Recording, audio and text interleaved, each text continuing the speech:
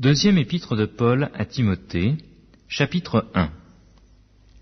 Paul, apôtre de Jésus-Christ par la volonté de Dieu, pour annoncer la promesse de la vie qui est en Jésus-Christ, à Timothée, mon enfant bien-aimé.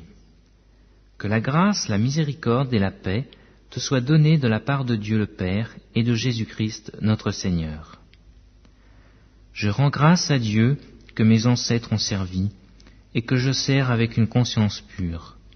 De ce que nuit et jour je me souviens continuellement de toi dans mes prières, me rappelant tes larmes et désirant te voir afin d'être rempli de joie, gardant le souvenir de la foi sincère qui est en toi, qui habita d'abord dans ton aïeul Loïs et dans ta mère Eunice, et qui, j'en suis persuadé, habite aussi en toi. C'est pourquoi je t'exhorte à ranimer le don de Dieu que tu as reçu par l'imposition de mes mains. Car ce n'est pas un esprit de timidité que Dieu nous a donné, mais un esprit de force, d'amour et de sagesse.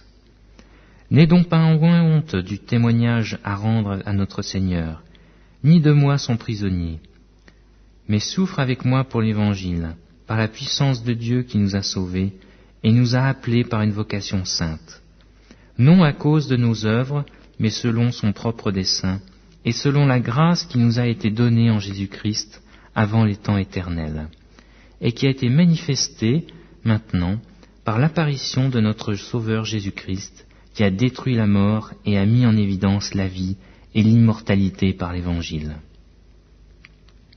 C'est pour cet Évangile que j'ai été établi prédicateur et apôtre, chargé d'instruire les païens.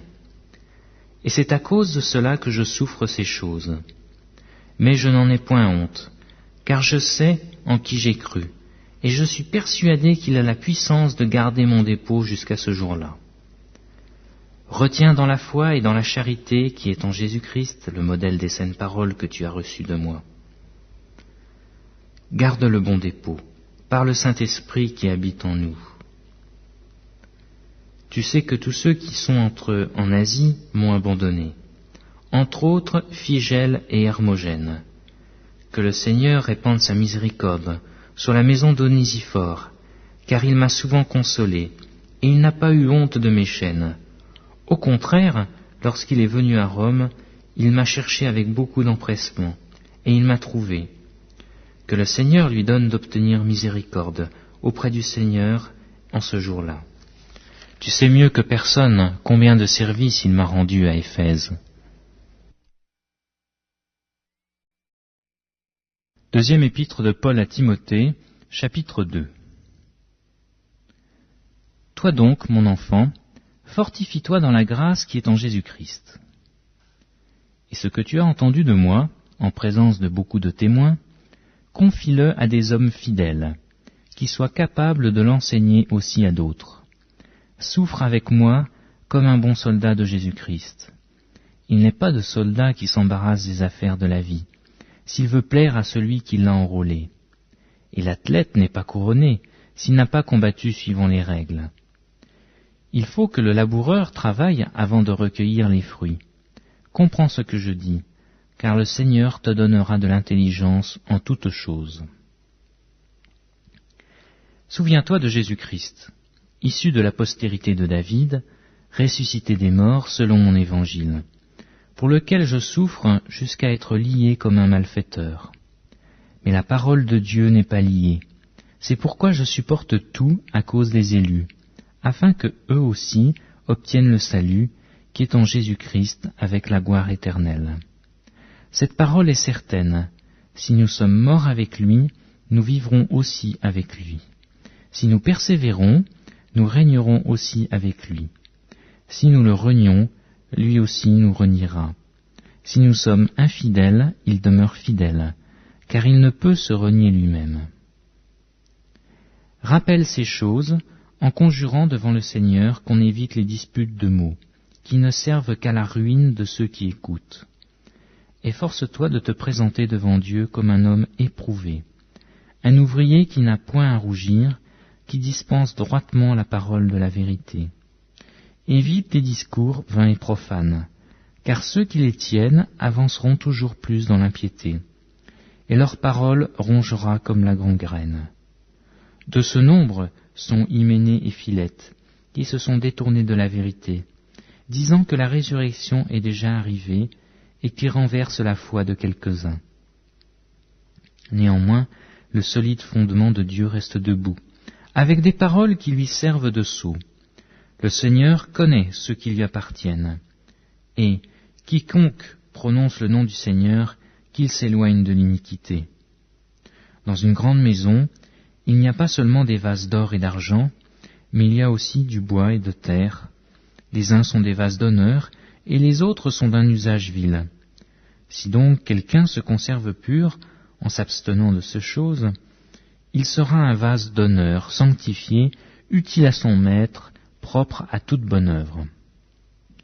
Fuis les passions de la jeunesse, et recherche la justice, la foi, la charité, la paix, avec ceux qui invoquent le Seigneur d'un cœur pur. Repousse les discussions folles et inutiles, sachant qu'elles font naître des querelles. Or il ne faut pas qu'un serviteur du Seigneur ait des querelles.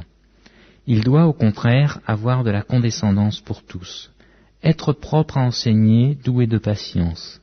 Il doit redresser avec douceur les adversaires, dans l'espérance que Dieu leur donnera la repentance, pour arriver à la connaissance de la vérité, et que revenus à leur bon sens, ils se dégageront des pièges du diable qui s'est emparé d'eux pour les soumettre à sa volonté.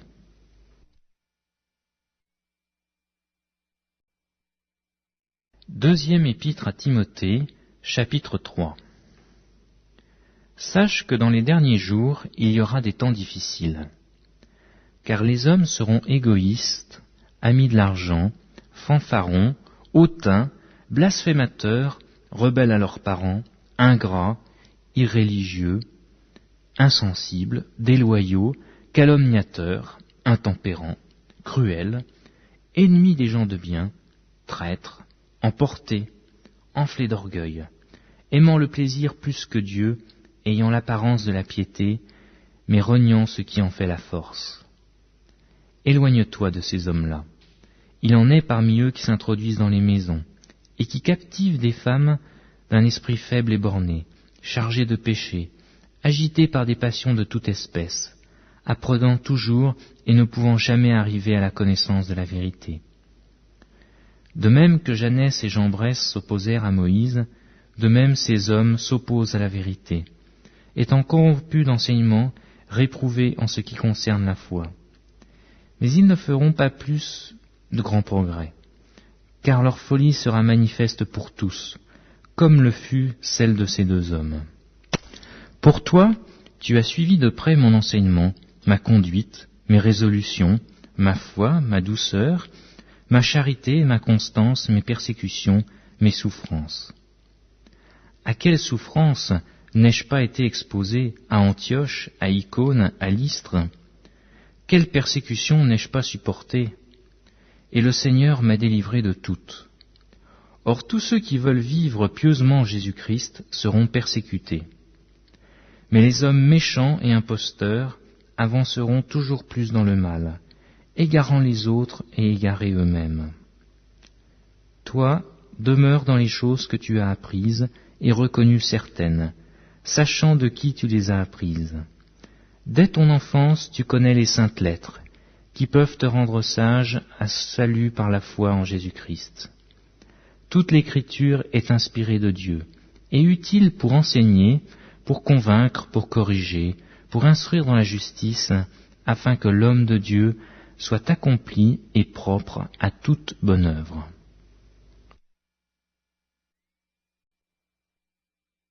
Deuxième épître à Timothée, chapitre 4. Je t'en conjure devant Dieu et devant le Seigneur Jésus-Christ, qui doit juger les vivants et les morts, et au nom de son apparition et de son royaume, prêche la parole, insiste en toute occasion, favorable ou non, reprend, censure, exhorte, avec toute douceur et en instruisant. Car il viendra un temps où les hommes ne supporteront pas la saine doctrine. Mais ayant la démangeaison d'entendre des choses agréables, ils se donneront une foule de docteurs selon leurs propres désirs, détourneront l'oreille de la vérité et se tourneront vers les fables. Mais toi, sois sobre en toutes choses. Supporte les souffrances, fais l'œuvre d'un évangéliste, remplis bien ton ministère.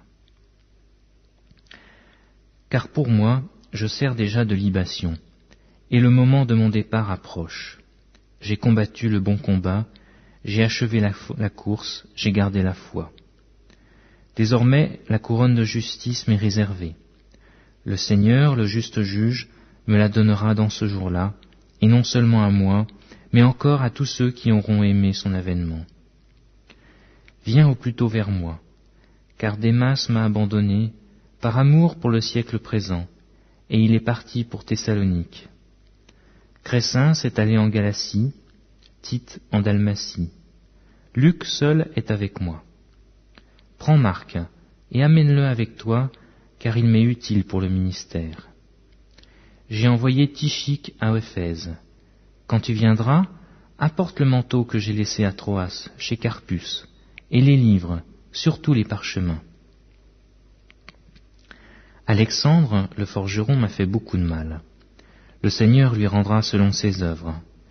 Garde-toi aussi de lui, car il s'est fortement opposé à nos paroles. Dans ma première défense, personne ne m'a assisté, mais tous m'ont abandonné. Que cela ne leur soit point imputé. Le Seigneur qui m'a assisté et qui m'a fortifié, afin que la prédication fût accomplie par moi et que tous les païens l'entendissent. Et j'ai été délivré de la gueule du lion. Le Seigneur me délivrera de toute œuvre mauvaise, et il me sauvera pour me faire entrer dans son royaume céleste. À lui soit la gloire au siècle des siècles. Amen.